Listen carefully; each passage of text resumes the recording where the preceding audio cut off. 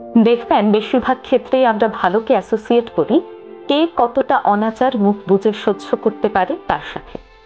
ঘরের বড় মেয়ে রিতা খুব ভালো, কারণ তাকে ভালো টিউশন দেওয়া না হলেও ভালো রেজাল্ট নিয়ে আসে। বাসে আলু ভাজি দিয়ে ভাত খেতে দিলেও কোনো রকম দোষ ধরে না। কিন্তু মেঝো মেয়ে নিতা ভালো না, কারণ সে তার পছন্দ অপছন্দের ব্যাপারে যথেষ্ট লাউড এবং সে তার পয়েন্টে অনড় থাকে।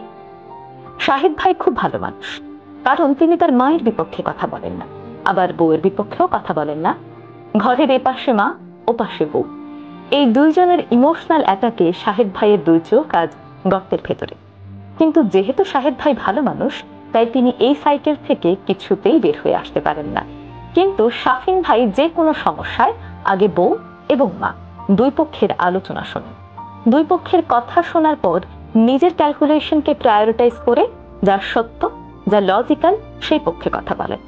তখন দেখা যায় শুরুতে মা অথবা বউ দুজনের একজন একটু মনক্ষুণ্ণ হলেও ইন দ্য লং রান ফ্যামিলিতে শাফিন ভাইয়ের জায়গাটা ক্লিয়ার থাকে।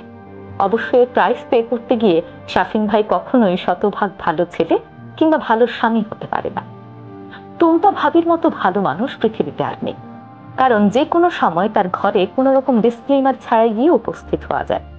এমনকি তার বাচ্চাদের পরীক্ষার সময়ও তিনি ঘর ভর্তি মেহমান থাকা সত্ত্বেও বাচ্চাদেরই কনভিন্স করেন কিভাবে সবার উপস্থিতি ইগনোর করেও মনোযোগ দিয়ে লেখাপড়া করা যায়। অথচ তিনি তো রুম্পা ভাবির মতো হতে পারতেন। রুম্পা ভাবির মতো মেহমান আসার আগে একটু ইনফর্ম করা দরকার, নয়তো তিনি সামান্য বিরক্তই হন। তার মতে মেহমান আসার আগে একটু প্রিপারেশনের দরকার।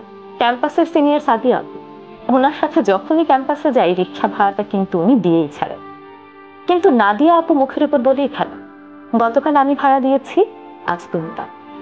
আমার বন্ধু শিহাব ভীষণ ভালো, পরীক্ষায় আগের দিন রাত 3টা বাজে তাকে ফোন করলেও সে আমাকে সব পড়া বুঝিয়ে দেয়। কিন্তু মিরাজ বলেই ফেলে, দেখ আমি যদি আজকে তোকে পড়া বোঝাতে যাই তাহলে আমার পরীক্ষাটা খারাপ হবে, তোর উচিত ছিল আরো 3 দিন আগে আমাকে না করা। আসলে মানুষের চোখে সবচেয়ে ভালো প্রাণী হলো গাধা, কারণ গাধা কোনো অভিযোগ করে না, গাধার নিজের বুদ্ধি নেই। গাধাকে সহজেই নিজের বোঝা বহন করানো যায়। বোঝা বহন করতে করতে গাধা কখনোই প্রশ্ন করে না, আমি কেন সবসময় অন্যের বোঝা বহন করে চলব। এই বোঝা বহন করতে করতে গাধা একটা সময় ভীষণ ক্লান্ত হয়ে পড়ে। তখন ইনিয়ে বিনিয়ে বোঝাতে চায়, আমার দ্বারা আর সম্ভব হচ্ছে না। যখন গাধা এই অবস্থায় চলে যায়, তখন গাধার মালিক সেই গাধাকে ডিসকার্ড করে নতুন আরেকটি গাধা নিয়ে আসেন, কারণ ওই যে গাধার মুখে যুক্তি অকাম্য।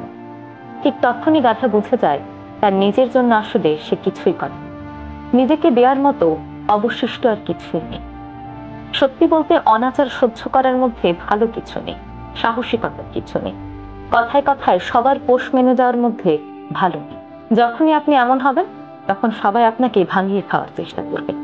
তার চেয়ে বরং সিংহ হতে শিখুন। হয়তো মানুষের কাছে হিংস্র ট্যাগ পাবেন, তবে নিজেকে ভালোবাসতে পারবেন, নিজের জায়গাটা ফিক্সড থাকবে, কেউ চাইলেও আপনাকে ব্যবহার করতে পারবে না, নিজেকে ভালো রাখতে পারবেন। দেখুন, ভালো জিনিসটা একটি বিশাল বড় স্ক্যাম।